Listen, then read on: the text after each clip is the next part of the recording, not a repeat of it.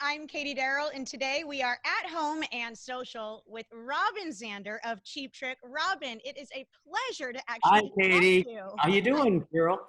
I'm hanging in there. Are you hanging in there? I'm hanging in there too. I swear to God, it's been rough on everybody, but you know something? You got to look at the positive side of things. Don't you? I mean, I'm home with my family. Well, part of my family. The other one went back to school just recently, but I got to spend some time with my family, which was really, really good for me because I haven't had 5 months off in forever. Well, I mean, Cheap Trick has played over 5,000 shows, is one of the stats that I read. So, yeah, you're used to being out on the road, sir. Being home probably felt a little unusual at first, right? It was a little unusual at first, but you know, it was very easy to get used to. And when you say the word live, and then I hear Cheap Trick, I think live at Budokan. Oh, I mean, I know you've probably talked about this album 1,001 times, but can we talk about it 1,002 times and how Well, important and significant it is in the world of live albums? well, I can tell you that we'd made 3 records, actually 4 records before we went and did that.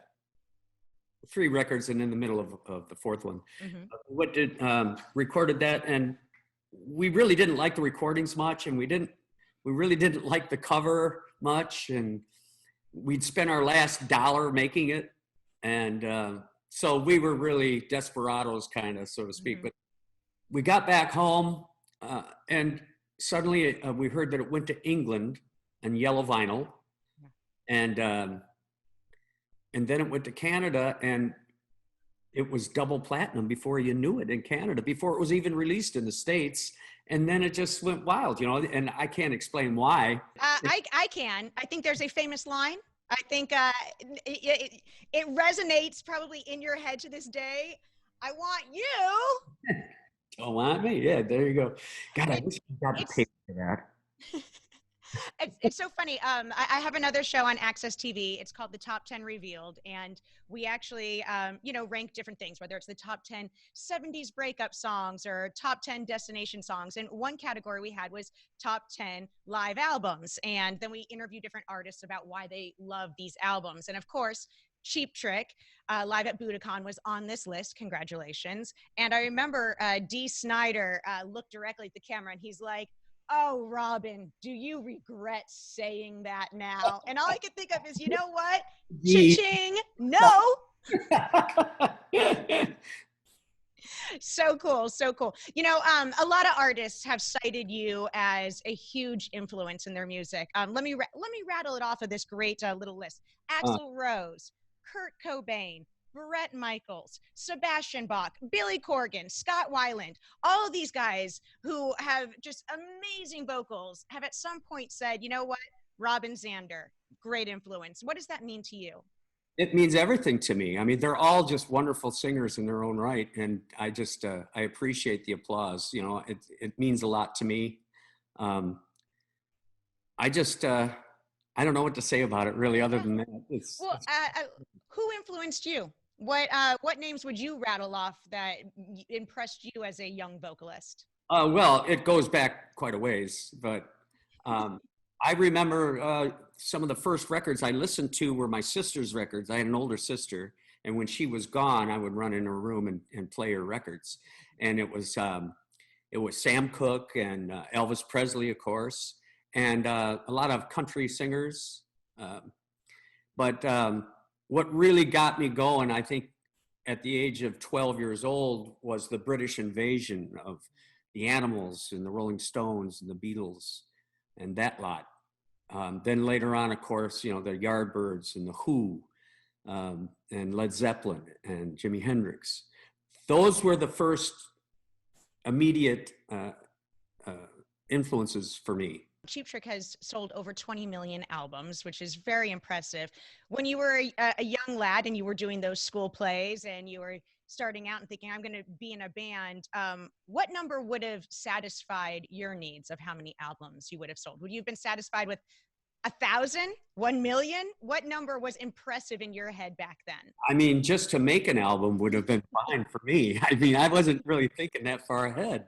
You know, I was just, I knew I wanted to do this for a living from the time I was 14 years old. My first band I was in, I was 12. We were called the Destinations. Ooh.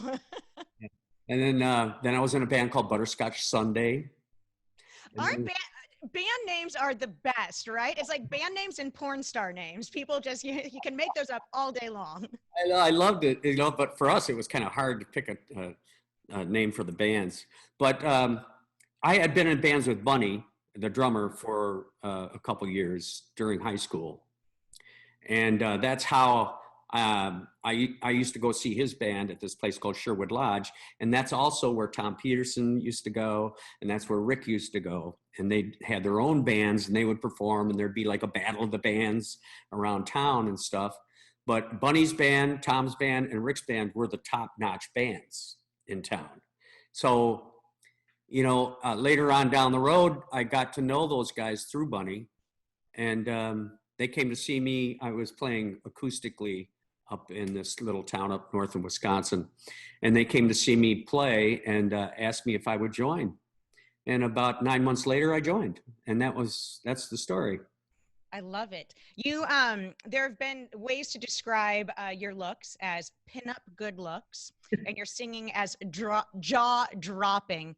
When you hear compliments like that, how does it make you feel?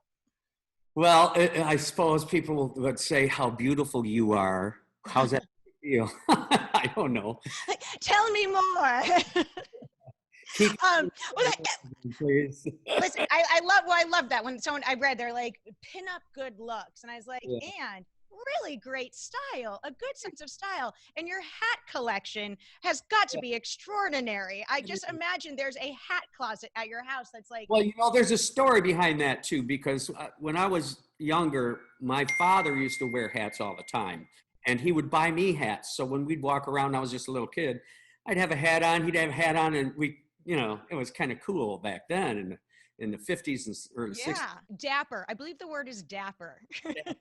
Yes. And I always, for some reason, that always stuck to me. Even when I first joined the band, I thought, what can I wear to be like, in competition with all these other bands and stuff? And they all were like, punk rock looking guys and stuff. So I decided to wear a white suit, thinking that would set me apart, And white is so hard to keep clean, right? I imagine at the end of every show, you're just a mess. Yeah. So in 2016, you got inducted into the Rock and Roll Hall of Fame. Congratulations. What was that experience like, the whirlwind of that day? Well, it was kind of shocking, really. I mean, at first, when we first were up for it, after 25 years, we expected it to happen kind of, oh, we're going to get in the Hall of Fame, but 5 years later, we didn't get it. And then 10 years later, we still didn't get it. And then 15 years later, we didn't get it. What's a guy got to do? So we're thinking, F you, you guys don't know what you're talking about anyway. But then when they gave us the call and said, hey, you guys got it, we were like, oh, cool. Everything's, it's forgotten now. So we'll go do the ceremony. Do you still have the excitement and the passion when the album is finished and like you hold the hard copy in your hand? Sure. It's like, it's our new baby, it's like, wow, this is cool, and I believe that we still make quality records. If we didn't, we probably wouldn't do it anymore, Well, thank you so much, Robin. I really appreciate the time. Thank you. And thank you again, Darryl, for everything. That was just a blast.